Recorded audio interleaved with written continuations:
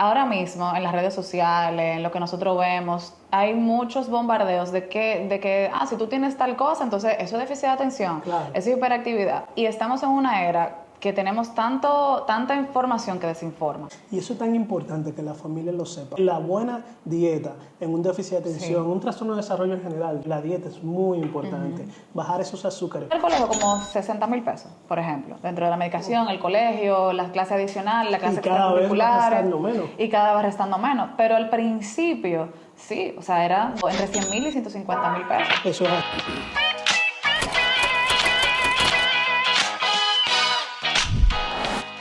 Bueno, señores, hoy estamos aquí en otro podcast más. Esta vez en cuánto cuesta tu salud. Y hoy vamos a hablar del costo aproximado del TDAH o el déficit de atención. Una servidora, Stephanie Bonetti.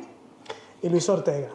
Mira, es interesante porque la señora Stephanie, que tenemos aquí al lado, ha sufrido en carne propia cuánto vale tener un niño con déficit de atención.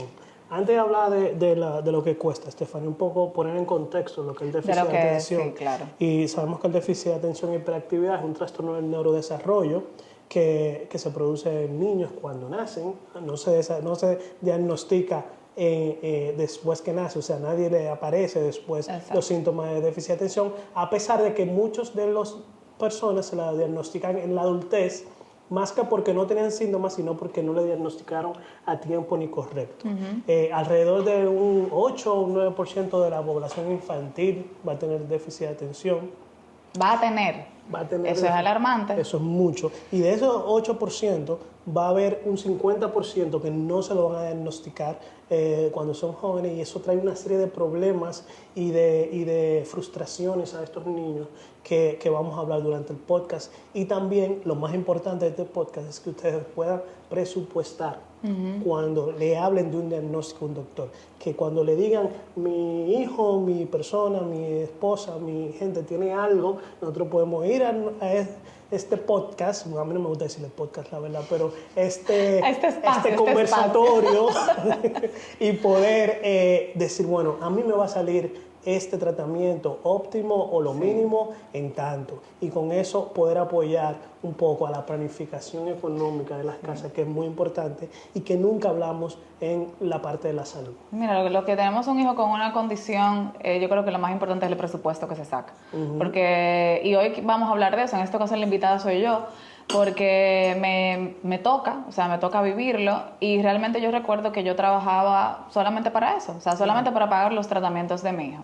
Pero tú sabes que antes de abordar todo esto, es importante lo que tú dices, Ortega, porque ahora mismo en las redes sociales, en lo que nosotros vemos, hay muchos bombardeos de que si tú tienes tal cosa, entonces eso es déficit de atención, claro, eso es hiperactividad. Y estamos en una era que tenemos tanta información que desinforma. Claro. Entonces es importante que hoy también destaquemos no solamente el costo de lo que es el TDAH, sino qué es realmente esto. Claro. Porque en los niños se ve diferente en los adultos. Un adulto por el mismo proceso de desarrollo y la misma maduración cerebral llega a un punto donde lo maneja. Claro. Aunque sí siempre vamos a tener esos red flags que hay que tomar en cuenta. Pero sí es importante que las personas entiendan que esto no es una enfermedad que va a salir, o una enfermedad que llega porque tú no te organizas, claro, porque tú no sabes gestionar tu tiempo, porque tú tienes ansiedad, porque tú se te olvidan las cosas, porque tú eres vago. Eso es lo que dice la mamá, exactamente, ¿no? Ese muchacho se fuñe, ese muchacho es vago, ese muchacho no estudia, ese muchacho es tonto. Esas son las características que le dicen a los pobres niños míos que tienen déficit de atención, y regularmente, aunque ustedes no lo saben, tienen más capacidad, muchos, no todos, pero tienen más capacidad intelectual, porque han tenido que hacer esfuerzos superiores que los niños en común. Entonces, cuando tienen que hacer, es como cuando uno va al gimnasio, ¿no? Ellos han tenido que forzar tanto su cerebro para poder compensar esa deficiencia, que cuando vienen a desarrollar otras habilidades. Y eso es muy importante que lo tengamos en cuenta, porque queremos que ellos sean lo más común, vamos a decir, posible, pero sin quitar esa creatividad, esa inteligencia que ellos han adquirido por el mismo déficit de atención. Sí, así es. Y eso, por ejemplo, en mi caso, yo recuerdo que a mí me costó mucho que Nico, cuando era pequeño, él se estructurara la dinámica del curso, de la clase. Y yo me di cuenta que él venía presentando ciertos temas después de los 4 o 5 años. Claro.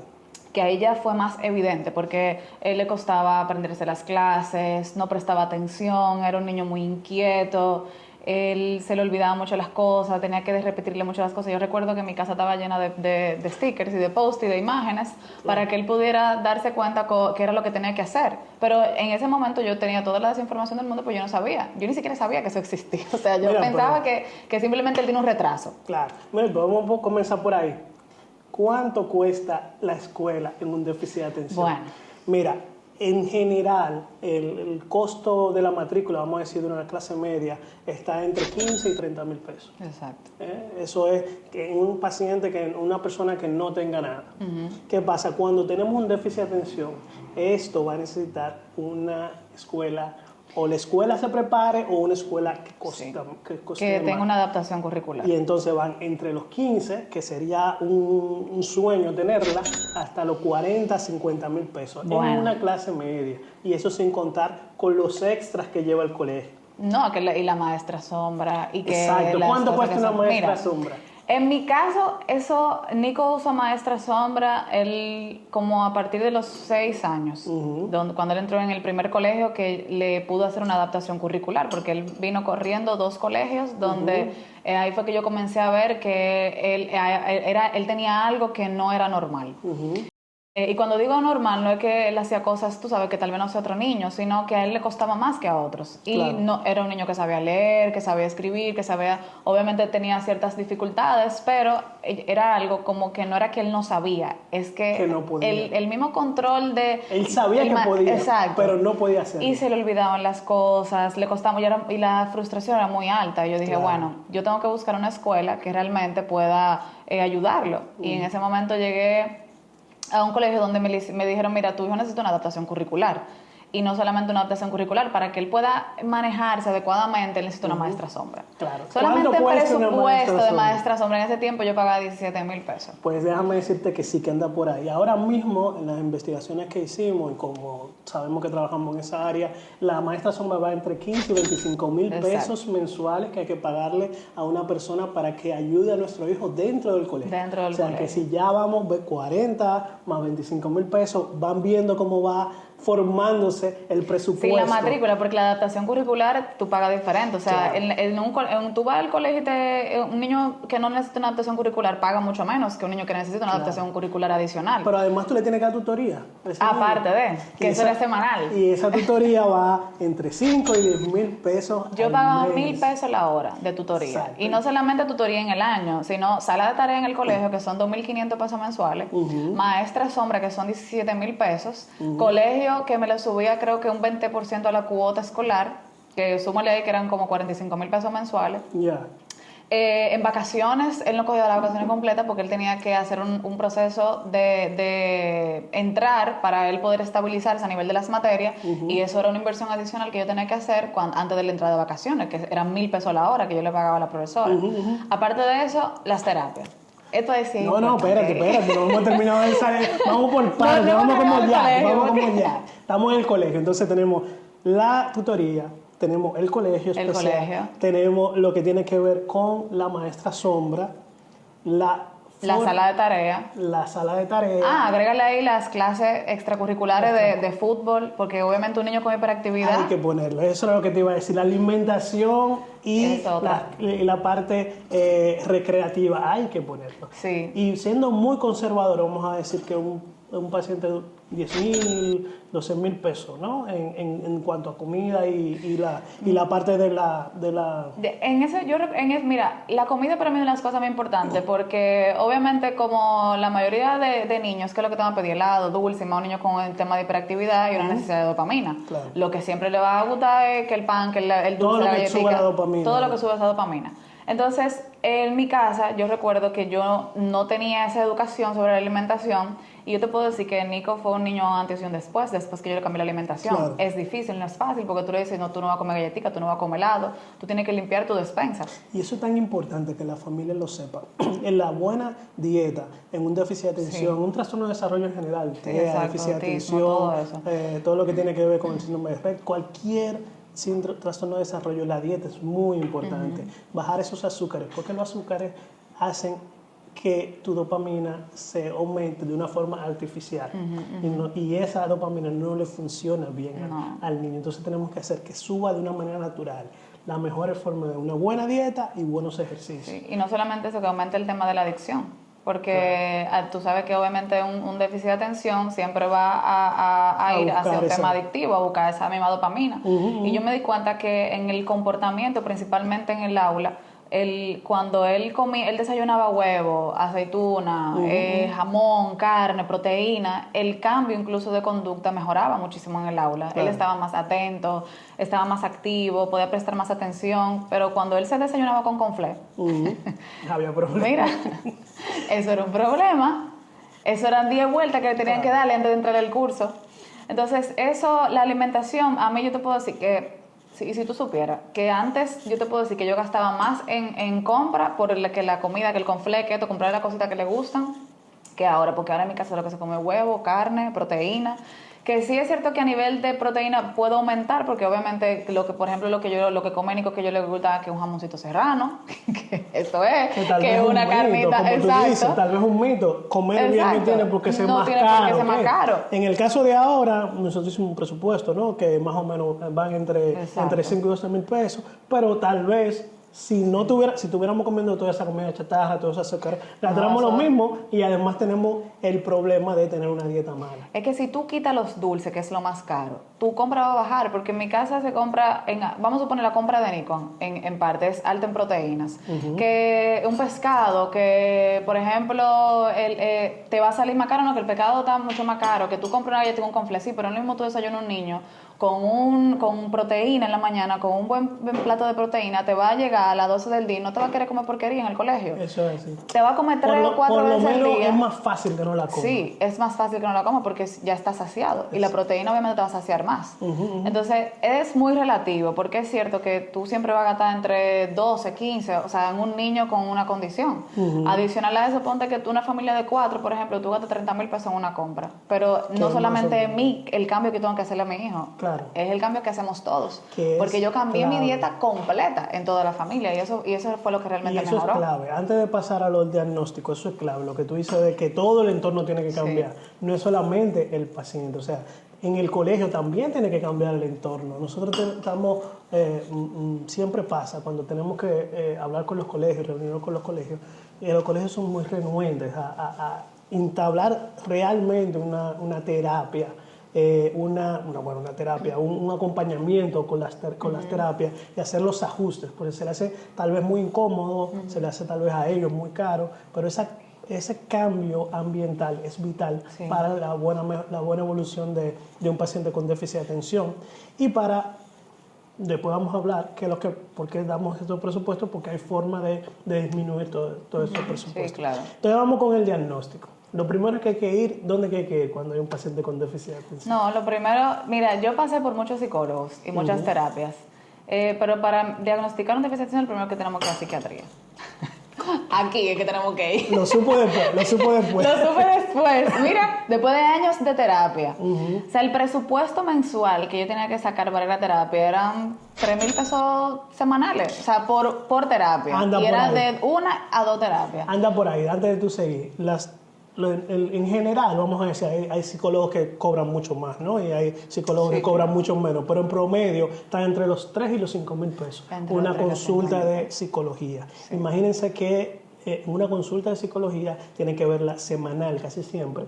O sea, que estamos hablando de unos 12 mil pesos, alrededor, entre 12 y 20 mil pesos mensuales, solamente en terapia psicológica. Y estamos hablando de un primer contacto, ¿ok? En cambio... Sin contar la evaluación. Todavía no hemos llegado a la evaluación, estamos en el primer contacto. En cambio, si vas al psiquiatra, el psiquiatra dura mucho menos tiempo, aunque es más costoso, la primera consulta dura menos tiempo para hacer el diagnóstico y tiene más herramientas para hacer el diagnóstico. Una consulta de un psiquiatra ahora mismo está entre los 4 y los 5 mil pesos, vuelvo y le digo, hay psiquiatras que ganan mucho más y hay psiquiatras que cobran un poquito menos, pero anda por ahí. Pero un psiquiatra en 1 o 2 consultas, un mes junto con los diagnósticos que vamos a entrar ahora, te puede dar un diagnóstico de déficit de atención o un presunto diagnóstico de déficit de atención. Y si tú te pones a ver, son 10, Con 8 o 14 mil pesos entre 12, 20 mil pesos. Es mucho más eficiente comenzar con la parte psiquiátrica y luego ver cómo va mejor la parte pero psicológica. Entonces la gente le da miedo. A mí me daba miedo, pero yo decía, es que cómo yo voy, es que él, y claro, lo decía yo en ese momento porque no tenía la herramienta, no tenía la idea. En ese momento yo decía, bueno, pero es que de verdad es un problema, o sea, ¿para qué él tiene que ir al psiquiatra? Claro. Y me daba miedo, o sea, no te digo que no me daba miedo, claro que me daba miedo, porque con lo primero que tiene que lidiar un papá es con darse cuenta que, wow, mi hijo tiene un diagnóstico. Que hay un problema. Y que hay un problema. Que hay un problema. Hay un problema y hay que solucionarlo. Entonces, pero hay que diagnosticarlo bien. Y eso es otra cosa que queremos que usted esté muy claro. El psiquiatra solo, sin ayuda del psicólogo, el psicometrista, no puede dar un diagnóstico totalmente objetivo. Entonces tenemos que tomar la parte clínica, la parte de lo que yo veo, cómo lo veo, lo que yo sé, y la parte más objetiva, que es la psicometría. Un diagnóstico por una psicóloga psicometrista, que es la que nos ayuda a los psiquiatras a diagnosticar, ronda entre los 50 y los 80 mil pesos para el diagnóstico del déficit de atención, que costan alrededor de 3 sesiones. Pero mensualmente, vamos a decir, dividiéndolo en el año para que podamos hacer un presupuesto mensual de lo que se gasta en cada acción, en un diagnóstico que se hace una sola vez, luego se puede repetir cada cierto tiempo, pues serían unos 4 o 6 mil pesos mensuales, dividiéndolo en el año, los 80 mil pesos. Los 50, 80 mil pesos. Entonces, esas pruebas hay que hacerlas sí o sí, independientemente de que el psiquiatra esté totalmente convencido de que es un déficit de atención, porque el déficit de atención también tiene tipos de déficit de atención. Exacto. Y eso habla de cómo vamos a tratar a ese déficit de atención. Y para poder hacer un buen plan de tratamiento, tanto de terapia ocupacional, de terapia conductual, de terapia la que toque, hay que saber exactamente con qué nos estamos enfrentando. Sí. Claro, ¿cuáles son los tipos de déficit de atención que hay? El déficit inatento, el déficit hiperactivo y el combinado. ¿Okay? Entonces, eso nos los da el conocimiento o la psicometría, que es la psicóloga. En el caso de Nico, él es... Él nada más TDA. Él, obviamente, el tema... Pero ahí voy, el tema del hiperactivo. Digo, obviamente yo lo estaba leyendo. Trastorno por déficit de atención solamente, hiperactividad. Sí, hiperactividad. Pero, sin embargo, al principio, él fue diagnosticado con hiperactividad. El tema es que la edad y el proceso de maduración, tú sabes que te va quitando ciertos niveles de hiperactividad. Claro. Entonces ahora ya él solamente se quedó como TDA. Claro. Ahora, el tema de la atención, por ejemplo, como tú decías ahorita, hay niños que son súper inteligentes, pero que el mismo tema del poco desarrollo en esa corteza prefrontal de la función ejecutiva hace que, ¿verdad?, tú te entretengas con otra cosa. Se disperse, se equivoque fácilmente. Exactamente. Sí. Y eso es lo que se mejora con la parte terapéutica y el acompañamiento. Claro. Pero en mi caso, yo tuve que hacer un proceso de combinado a simple, a solamente déficit de atención, y eso fue un proceso, y eso fue todo este proceso que tú dices, y todavía con acompañamiento. Mira, y hay una cosa importante ahí que tú hablas, Bonetti, que es que cuando muchas veces pensamos que ya no es hiperactivo, no necesariamente que no es hiperactivo, lo que pasa es que se mantiene con el grado de impulsividad. Exacto, ya no se mueve tanto, pero todavía hace cosas impulsivas. Sí, entonces, eso, claro, mientras va madurando el cerebro, pues va bajando esos síntomas de todo el tiempo me estoy moviendo. Que hay algunos que sí lo tienen internamente y no lo hacen afuera. Y se ve en la ansiedad, que ese fue mi caso después. Exactamente. Ahí es que está ahí fue que se vio la ansiedad. Ahí es que está y por eso es tan importante, y eso también se lo digo al público, de no solo quedarse con el psicólogo o solo quedarse con el terapeuta. ¿Por qué? Porque el psiquiatra tiene que darle un seguimiento, que sea una vez al mes, que es lo que yo te decía. Ya luego de ver esas primeras evaluaciones, que puede verlo cada 15 días tal vez, o cada 20, 25 días, pues entonces viene el seguimiento. El seguimiento debería ser al principio una vez al mes, y ya luego incluso podemos abrir más pero no se puede dejar de ir al psiquiatra porque el paciente o la persona esté yendo mejor, porque ese es uno de los mayores fracasos en la terapia. Cuando comenzamos a ver la mejoría y dejamos de venir. Y eso te iba a decir, y aquí ya obviamente... En mi caso, yo vi eso, porque yo creo que todos los padres en algún momento decimos, oye, él está bien, déjame yo seguir haciendo lo que estoy haciendo bien en casa. Y a mí me pasó eso, en un punto yo dejé o sea, Nico soltó las terapias, porque él mismo me decía, porque ojo, son niños muy inteligentes. Muy inteligentes. Súper inteligentes. Y él me decía, a mí la terapia no me hace nada. Ya yo sé lo que él me va a decir, yo sé lo que tengo que hacer, ya yo sé todo. Y yo, ok, pues tú te sientes bien. Entonces íbamos bien y después venía yo en una crisis. No, que en el colegio, no, que hizo esto, no, que tiene ansiedad. Entonces, en mi caso, Nico fue un niño que dentro de esa misma hiperactividad la reflejaba adentro. Claro. Y eso se ve en niños que no saben mucho manejar su ira, son muy impulsivos y obviamente explotaba. Entonces, como él no podía explotar, ¿verdad? Y a decir mala palabra y toda esa cosa que tal vez un niño impulsivo o algún papá no lo sabe manejar y no tiene un acompañamiento terapéutico, es un niño que maltrata, es un niño que se maltrata también. En el caso de Nico, él empezaba, esa misma ansiedad la mostraba en maltratarse él mismo, que se comía las uñas, que llegaba... Al final no una autolesión, pero una autolesión como nosotros lo conocemos. Pero de cierta forma, el tema del comerse las uñas, de sacarse sangre comiéndose las uñas, de no poder estar tranquilo, de el hablar rápido, el no parar, eso yo lo comenzaba a ver, yo decía, bueno, aquí hay un tema importante. Claro. Y ahí otra vez, pero ya viene un momento de crisis. Ahí fue que yo dije, no, espérate, es que aunque él esté bien, el seguimiento es importante. Claro. Y que sea una vez al mes. Claro. Y tal vez hay incluso más. Yo tengo un paciente que lo veo cada 3 meses, sin problema. Pero tienen que darse ese seguimiento porque nosotros vemos cosas que tal vez la familia no ve y además le damos seguimiento al trabajo que hacen los terapeutas a ver qué también estamos haciendo. Señores, en psiquiatría se da de alta. Pero primero hay que darle, hay que ver que vaya bien la evolución. Eso es importante. Entonces, ya que tenemos el primer contacto con psicología, tenemos el diagnóstico, comenzamos con las terapias. Las terapias son probablemente lo más caro y lo que más tiempo va a durar en el paciente. Es un parte del tratamiento, ¿no? También vamos a hablar del tratamiento farmacológico, pero vamos primero a las terapias. Las terapias que se dan en déficit de atención. Terapia ocupacional, terapia conductual, regularmente se da. La que tiene que ver con terapia, ya hablamos de la terapia psicoeducativa. También hay algunas emocionales. Muchas veces la parte damos terapia social también. En mi caso yo tuve que hacer una parte de aprender a socializar. Terapia de juego, se podría llamar también. También va bien. Cuando somos pequeños es muy vital. Cuando comenzamos a diagnosticar muy temprano al déficit de atención, la terapia de juego ayuda mucho. Que con eso antes de diagnosticarlo fue que yo empecé, porque la parte social era lo que más se le afectaba y yo empecé con esa parte de terapia de juego también. Y también, por ejemplo, en mi caso, yo tuve que ponerlo en terapia de aprendizaje. Porque él es muy inteligente, pero le costaba retener los conocimientos. Y eso es lo importante, que tal vez sería bueno que tú hables sobre eso, porque a veces algún papá se puede preguntar, bueno, ¿por qué es que mi hijo sabe tanto, pero cuando está en el colegio, cuando está frente a algo, no se acuerda, o se le olvida, o no? Y entonces perdemos la paciencia, porque decimos que no aprenden. No es que no se acuerden, es que no le interesa lo que para acordarse. Entonces, si tú le preguntas a un déficit de atención que le gustan los videojuegos, cómo se llaman cada uno de los personajes de los videojuegos, su historia, cuándo nacieron, o de los cómics, o si le gusta mucho la parte de los superhéroes, o le gusta tal vez la historia, o le gusta la matemática, que eso pasa mucho, en ese tema ellos no tienen problemas de memoria. Ellos tienen problemas de memoria en todo lo que no les gusta y lamentablemente, como está estructurado nuestro sistema educativo a nivel mundial, pero mucho más en nuestro país, la escuela es aburrida.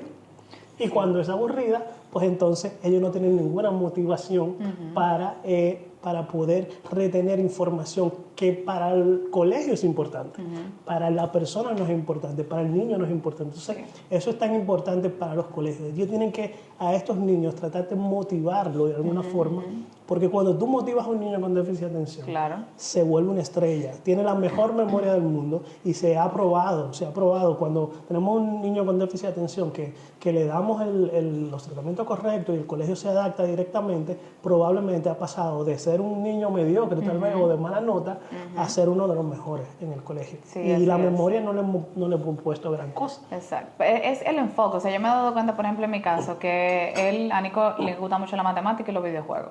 Y él por ejemplo, con 10 o 12 años que tiene ahora, él ya sabe que programar, que Java, que diseña videojuegos, y todo se lo aprendió solo.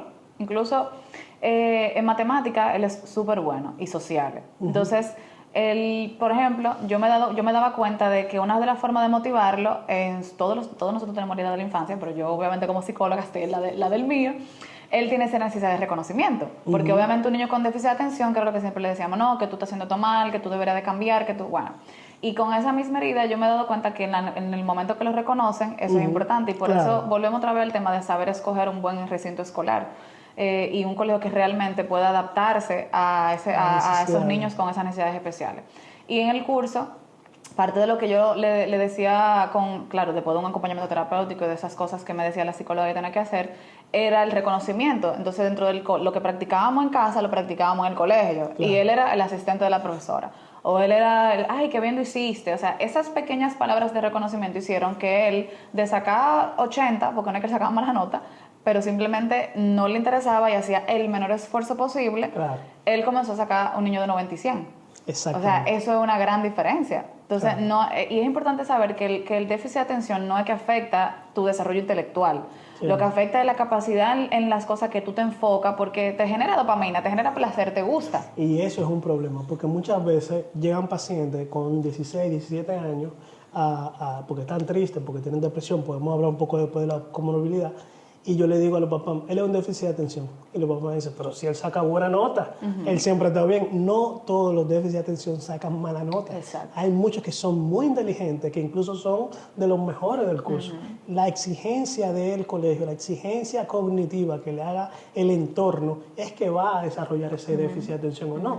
Si lo llevamos a un ambiente donde le exijan mucho por encima de sus capacidades, pues entonces va a comenzar a tener problemas de memoria, exacto. A tener ansiedad. Entonces, tenemos que mirar que no todos los que son malos en la clase es por el déficit de atención, y no todos los que sean buenos en la clase no tienen déficit de atención. Tenemos que comenzar a presentar este diagnóstico fuera del ámbito académico, porque casi todos los diagnósticos siempre son como en tema de ámbito académico o de conducta, pero va cambiando. Entonces, para ir puntualizando, para poder bien sacar el presupuesto, ¿no? Como se pone terapia ocupacional, alrededor de 3 a 4 mil pesos, ¿no? Sí, exacto. Semanales. 3.500, sí, entre 3.000 y 4.000 pesos.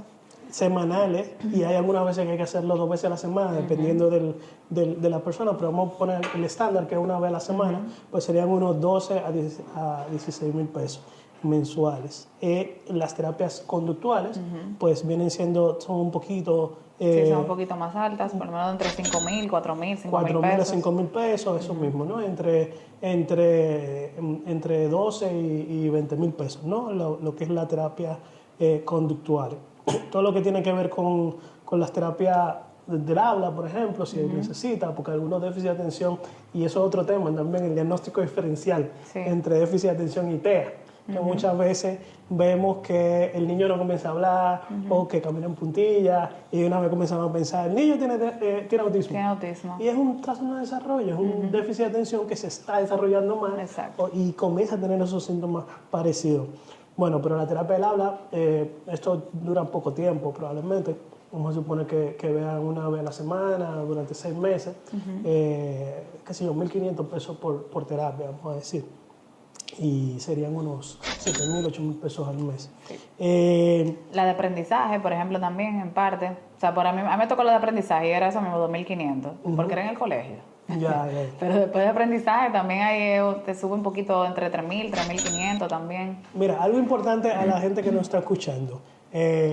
Nosotros, a pesar de todo, a pesar de que yo soy psiquiatra, Boneta es psicóloga, y vamos a hablar de muchos temas, es que en temas que ustedes crean que nos falta algún dato, que nos falta algún presupuesto, escríbanlo en los comentarios aquí, suscríbanse, claro, al podcast, no, a la cosa esta. Al espacio. Al espacio. Y escriban en los comentarios lo que nos falta o lo que le costó a usted, lo que le cuesta a usted tener esa condición en su familia. Yo creo que lo que faltan para saber el presupuesto global, que lo vamos a decir ahora, tal vez las comorbilidades, ¿no? Cuando estamos hablando de ansiedad, cuando estamos hablando de depresión, cuando estamos hablando de adicciones, que es muy frecuente, las caídas, los golpes también están. Todos esos niños con déficit de atención. El oposicionista desafiante también. Los oposicionistas desafiantes. Hay un que no lo podemos cuantificar, pero hay una cuestión muy importante en el déficit de atención y en el autismo también, y todas las patologías infantiles, que es el ausentismo laboral de los padres. Eso es muy importante a nivel económico, porque es muy frecuente cuando nos llaman, ay, que tu hijo hizo tal cosa. Sí. Y entonces el colegio se pone muy reactivo a lo que hace el niño. Y el niño dice how, y de una vez llaman al psiquiatra, al psicólogo, llaman a la familia para que vaya a buscarlo por cualquier cosa. Entonces, es un problema tanto para la familia como para la empresa, porque la empresa muchas veces primero da permiso, pero después se cansa de tener todo el tiempo a una madre o un padre que está saliendo de su trabajo para ir a atender a las necesidades de este niño. Entonces, tenemos que, aunque no lo podemos cuantificar, es una cuota importante en la parte económica. Yo creo que más o menos ahí estamos cubiertos en todo. Sí, claro. Y si lo podemos sumar, ronda entre 76,000 a 150,000 pesos mensuales el tener un déficit de atención en Estamos hablando en dólares que son 1.500 dólares. No, me falta la medicina. Porque falta. no hemos saltado eso, porque gracias. Eso nada más es... Aquí nuestro productor nos acaba de decir que nos falta la medicina. Que eso es otro proceso. Totalmente, sí. Fíjense que una de las medicinas más caras y más recurrentes que hay en psiquiatría a nivel ambulatorio, ¿no? Que toman pastillas, es el déficit de atención, porque el metilfenidato, primero hay que destacar que aquí hay muy pocas medicinas para y tratar. Siempre estamos cogiendo lucha para que aparezcan. Y eso es sin comorbilidad. O sea, vamos a hacer la diferencia entre la medicación de un déficit de atención sin comorbilidad y comorbilidad. Exactamente. Fíjense que nosotros, como tú decías, casi siempre hay un déficit, porque tenemos muy pocas moléculas aquí para el déficit de atención y son sumamente caras. Y estamos hablando entre 5 y 10,000 pesos solamente de medicación mensual. De una medicación. Y muchas veces el seguro no la cubre. Creo que hace muy poco comenzó a cubrir algunos seguros, pero la mayoría no la cubre. Por ejemplo, la mía, cuando Nico en su medicación es sin seguro, porque el seguro no me la cubre. Mi plan, yo tengo un plan complementario, y en mi plan complementario no está incluido el tema de la medicación. Y tampoco, y esto se lo digo a las autoridades, que bueno, siempre me dicen que no me meta con ellos, pero hay que meterse. No está a nivel del catálogo nacional. Y eso es un plan adicional. Claro, no, pero a nivel público no te dan el metilfenidato. En los hospitales no llega el metilfenidato. Sí. No hay un plan económico a nivel nacional que le ayude a esa carga tan alta a lo que es el déficit de atención. Yo antes, cuando estaba en el hospital, en el antiguo Santo Socorro, veía muchos niños y había niños que tenían muchísimo potencial, pero las madres no podían gastar 4,000, 5,000 pesos, 6,000 pesos en la pastilla, por más que quisieran, porque ellos no pueden, y entonces no hay ningún programa en el Estado para poder ayudarlo. Sí, que te ayude a rehabilitar, incluso la educación en los padres es súper importante. Obviamente yo entiendo que también el déficit de atención es un tema de educación, es un tema de hacer conciencia, porque es cierto que hay otras deficiencias en niños, que como el autismo, todo lo que tiene que ver con el TEA, que ha arropado mucho el tema de... Está de moda. Exacto. Pero el TDAH no es algo que... Es de lo que se habla mucho y ahora mismo está muy de moda, porque todo el mundo cree que tiene TDAH porque tiene simplemente un déficit de atención, o no se siente bien, o está triste, o se tropieza con muchas cosas, que eso es lo que hay que empezar a desmontar, que a veces yo veo en las redes sociales y yo cojo pique porque yo digo, óyeme, pero ¿qué tanta desinformación están dando? Sí, pero lo que pasa, Bonita, es que el TDAH está de moda en las redes sociales, pero no está de moda en el hospital, en la escuela, en donde debe de estar de moda real. Para entender el déficit de atención, no está de moda. Y es educar. En cambio, el TEA, porque tiene manifestaciones mucho más grandes, pues entonces se le da mucho más cabida, incluso tenemos una ley de autismo, entonces al final el TEA, siendo menos frecuente que el déficit de atención. Que un TEA tiene comorbilidad con TDAH. Muchas veces tiene comorbilidad también, y que hay que mirarlo muy bien. Es bien difícil diagnosticarlo. Pero a pesar de que esto es mucho más frecuente, y cabe destacar, que no lo hemos dicho, que hay una parte genética, y muchas veces los papás de niños con TEA son TEA. Que no se dan cuenta, son TDAH, que son muy leves. Son muy leves o son incluso fuertes, pero nunca se diagnosticaron en ese tiempo. Entonces, ahora cuando viene su hijo, le decimos, no, pero mire, es de usted que viene eso. Y le comenzamos a decirle al medicamento. Eso hace una carga más al papá, hace una carga más a la sociedad. Y vuelvo y digo, cuando podamos hacer esas políticas públicas, donde en las escuelas públicas podemos primero diagnosticar y luego una ayuda para poder dar a esos niños. Cuando yo tenía pacientes que hacían el esfuerzo, que compraban los medicamentos, que daban terapias y el cambio era significativo. Claro. A nivel público, estoy hablando de escuelas públicas. Eso es lo que tenemos que conseguir Con eso. con Pero mira, esta información. para no perdernos, el costo de una medicación para el déficit de atención ronda entre los 5,000 pesos. La que yo compré el mío son 5,000. Ujú. Sí, pero hay una que cuesta 10. Hay una que cuesta 10. Bueno, entre 5 y 10. Eso es sin comorbilidad. Con la comorbilidad, por ejemplo, en mi caso, que Nico pasó por un estado depresivo. Ahí El era antidepresivo debe estar entre 1.000 y 3.000 pesos. Entre 1.000 y 3.000 pesos. Por ahí. 3.500, por ahí. Todo depende de la farmacia también. Y el ansiolítico. El ansiolítico va como 800. Exacto. Por ahí. Y depende. Entonces, ya tú ves que ahí mensual nada más medicamento, tú tienes que gastar por lo menos 15, 12 más o menos, 12, 15. Y obviamente el seguro, los seguros, pero... Y hay un tema con la salud mental aquí en el país y en los seguros, que no tienden a... No, y los seguros, por ejemplo, en terapia complementaria, que están por fuera, los superiores que están por fuera, te cubren, qué sé yo, 4 terapias al mes.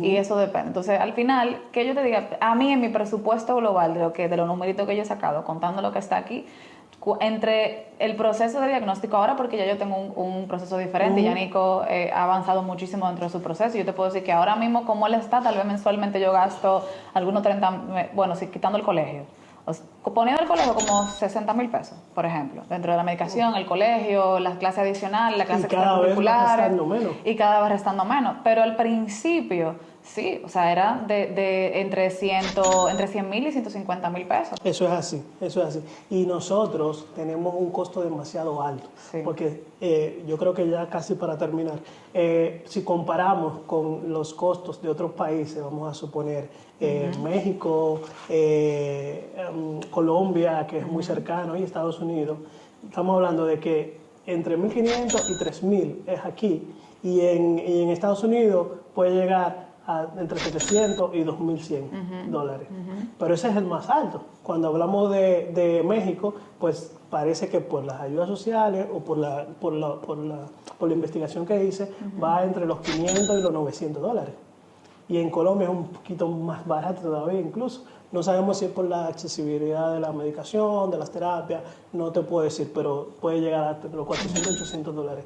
Entonces la diferencia en lo que cuesta tener esta condición en nuestra familia y lo que nos costaría tenerlo en otro país, pues es demasiado el variable. Entonces tenemos que comenzar a ver, y eso es lo que yo siempre te he dicho, queremos crear políticas públicas económicas a nivel de salud para poder disminuir los costos que tienen nuestros pacientes. Y no solamente eso, si nos vamos tal vez lo que le interesa al cambio de una política, que es lo que disminuir en cierto modo el costo que te cuesta un enfermo al Estado.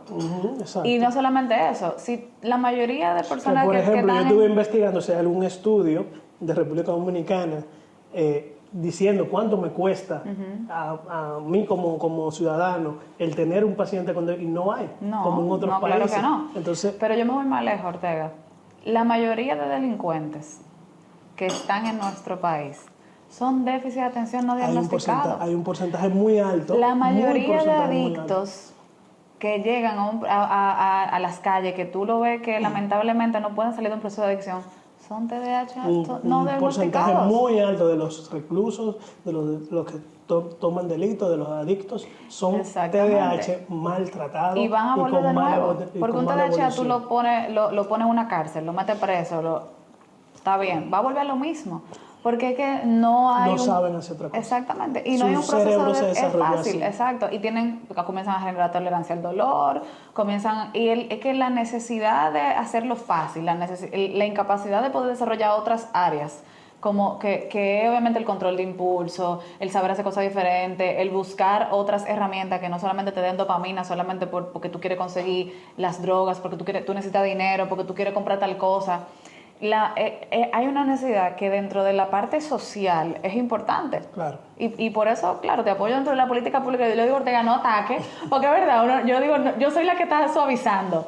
Pero sí es cierto que hay que hablarlo, porque eso ayudaría que incluso en el Estado, el costo que te cuesta tal vez tú a nivel de salud, a nivel de tú cuidar a la población, o sea, que cambiaría tantas cosas cuando uno hiciera esta conciencia y uno pudiera realmente incluir esto dentro de esa misma política de salud, cambiaría la vida no solamente de mucha gente, sino de la misma población, impactaría de manera positiva. Porque y es una de las muy condiciones diferente. más frecuentes que hay en niños. Si podemos impactar ese tipo de enfermedades, pues impactamos a muchas personas en la sociedad, en la comunidad, en el país. Bueno, Bonita, yo creo que terminamos. Yo creo que abarcamos todo, en este cuánto cuesta tu salud, este día que estábamos hablando de cuánto cuesta el TDAH, en esto que no es un podcast, esto es todo lo que no sea podcast. Un espacio, ya vamos a llamarle así el espacio. Entonces, lo que queremos decir, esta va a ser la temática de nuestro espacio, ¿no? El hablar sobre economía de la salud. El hablar sobre política de la salud. Yo sé que es un tema muy tabú, yo sé que hay muchos compañeros míos de salud que no les va a gustar, pero la verdad es que yo creo que es un tema que hay que hablar de dinero. Que nadie está hablando y es un tema esencial en lo que gastamos en la salud. Más que centrarnos, porque hay muchos podcasts que hablan de la enfermedad, hay muchos podcasts que hablan de las señales, pero nadie está hablando lo que cuesta. De cuánto cuesta. Y esto es lo que estamos buscando en este que no es un podcast. Para seguir cuidando la salud también, porque cuando uno entra en un diagnóstico y no sabe cuánto va a gastar, no hay una cosa que entre más en estrés que eso, que tú no sabes de dónde tú lo vas a sacar, que tú vas a tener que trabajar hora extra, o sea, son muchísimas de las cosas que es importante que escuchen esto, que lo compartan, que se suscriban, que nos apoyen, que comenten, si nos falta algo, si nos sobra algo, incluso, si no están de acuerdo y escríbanlo, por favor, nos dicen, mira, no, Ortega, tú no sabes lo que está hablando y podemos hablar incluso por ahí. Exactamente. Pero lo principal es que también nos compartan temas de lo que les gustaría abordar dentro del podcast, que si estás pasando tú mismo por un proceso de salud y tú quisieras que compartiéramos más sobre eso, sobre todo, no solamente tiene que ser salud mental, psiquiatría, nosotros queremos abarcar todo lo que tiene que ver con el costo de tu salud a nivel general, incluso, qué sé yo, una bariátrica, un ataque al corazón, un dolor de oído. Un dolor de oído, todo eso, porque nosotros nos merecemos saber cuánto tenemos que gastar, cuánto nos organizamos y tenemos que perder el miedo de hablar de dinero, porque el dinero es parte de la salud mental. Mire, y probablemente en uno de los episodios que estamos preparando, ¿cuánto cuesta la salud de un prematuro? Eso es un tema bien interesante y ojalá que pueda traer una persona que tiene la experiencia de recientemente tener a su hijo que fue prematuro y tuvo muchas complicaciones para ver cuánto cuesta eso ahora mismo en nuestro país. Así es, así que vamos a estar dándole más contenido y estén atentos, prendan la campanita para que no se pierdan los próximos episodios, porque mientras tanto seguimos hablando de dinero para cuidar nuestra salud.